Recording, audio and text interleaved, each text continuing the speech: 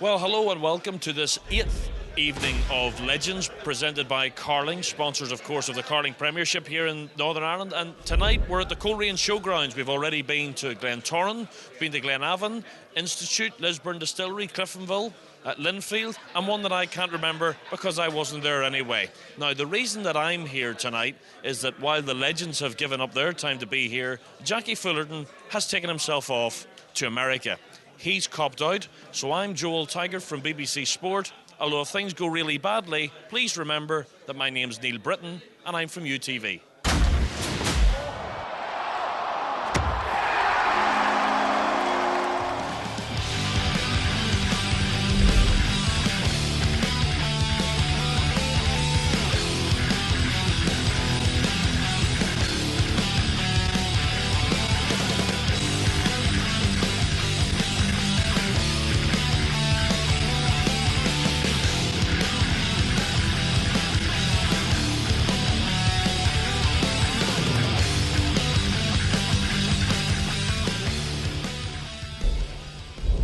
What challenges have you found being a manager compared to whenever you were playing? And how difficult is it as a manager? How frustrating do you find it? I was just going to say frustrating. It's funny. I keep going back to last Sunday or 2 Sundays ago when I was with the boys up at Big Armies. You shoot a great day. Tell us a bit about that. What all happened up there on the day? Well, obviously most of the Coleraine, it was hard to get everybody down because Bice's injured and Big G's across the water. We played, we just said we'd get all the boys together for a day, but it turned into a big charity day and things like that. But to hear people, ex-players, when you were sitting talking to them, and the stories, some of which you couldn't obviously repeat. Not when there's a camera in the room. Or women. Was absolutely sorry, brilliant. you wouldn't like to leave. Sorry, they were actually staying to 10 o'clock. So.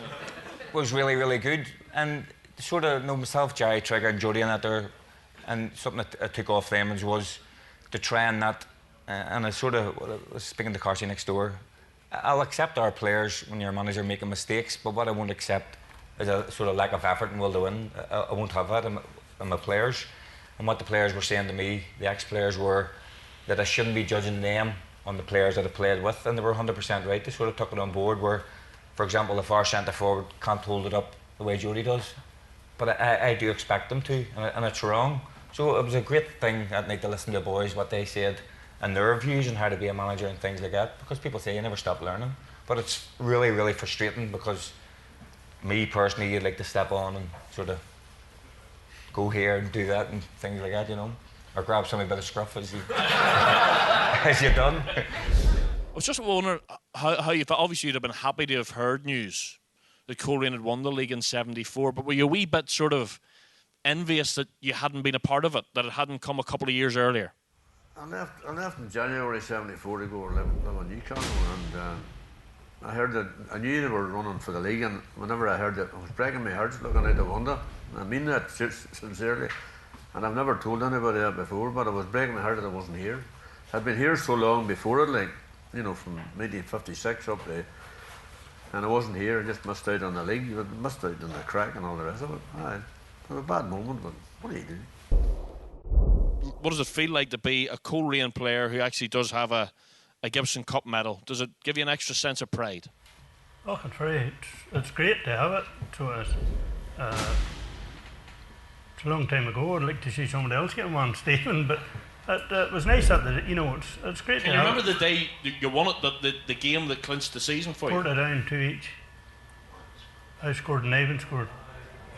The match was actually switched. We were to go to Portadown, and then there was no floodlights and Portadown come here, their home match. We beat them 2-1. And then we went to Portadown.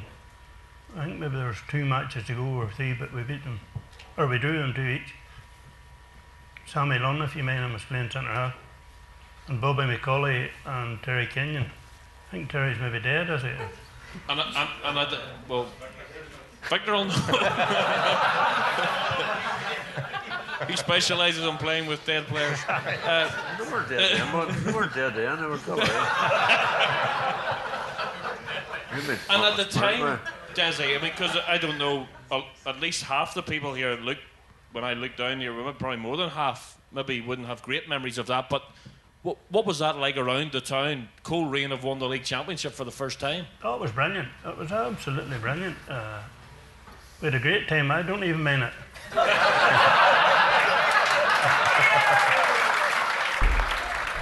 On a similar theme to that, I'm going to tell a story, and he doesn't know that I'm going to tell it, and it's not to embarrass him, but I was doing a game with Roy Coyle on the radio recently, and we were talking about players and people that scored goals, and Stephen Carson scored a goal and got it in the headphones that he'd scored a goal at another game. And Roy Coyle turned around and he said, "That's the one player that I never ever got that I wanted." And he said, "Stephen Carson was the one player I wanted to sign." He said he still thought he was the best player in the Irish League. And he said he had him sitting in his office and he had him ready to sign and he made him a good offer. And he said, "I'll never forget Stephen Carson turned around and said to me," he said, "Roy, I'm sorry, I'm a Coleraine fan. I'm signing for Coleraine."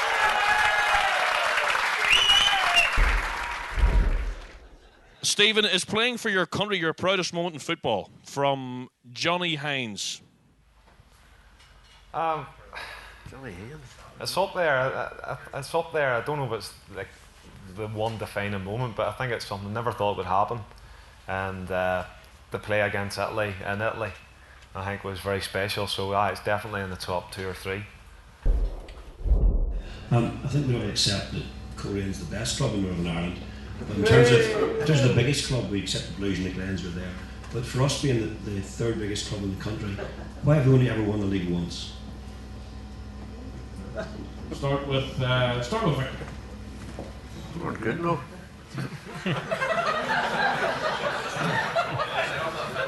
Well, I got two runners-up medals. That's as close as I got to it. But maybe they weren't good enough. I think Linfield. You're taking Linfield and Glentoran. 9 times out of 10, they're buying the best players it's about are in the Irish League, or they're bringing them in from Scotland or England. And usually in our position, that what always happened to us, we played well against Glentoran, Linfield, the top teams, and we fell to the weaker teams. That was always our downfall. You know, no disrespect to the smaller teams, but they were the teams that come and took points at the showgrounds. Where if Linfield or Glentoran come, we beat them in the showgrounds, or could have went and beat them. It's happening this year. I think we just. I think it's the same as Victor. I think we have 2 runners-up medals. The first one, I'll probably hold my hands up, was probably a big part of why we didn't win it. When the year we first came up, because we'd sort of got on a winning run when we were in the first division, when it was a really, really good first division, the standard was quality. We came straight in the next season, won the Ulster Cup, which again, with a couple of boys from down south come in, top players. But I agree with Ted. Yeah, they pipped us, but again, when we played in the first division, we just played teams off a park. But when we came back up in the Premier, we found a lot of games where players sort of, because we weren't in the league for a year, I found tried to bully us, and we weren't accepting it. And we picked up a lot of stupid bookings and sending offs, and I think, well, one of the reasons, not the main reason, was I think he ended up with like an 8-match suspension or something, which maybe cost us points.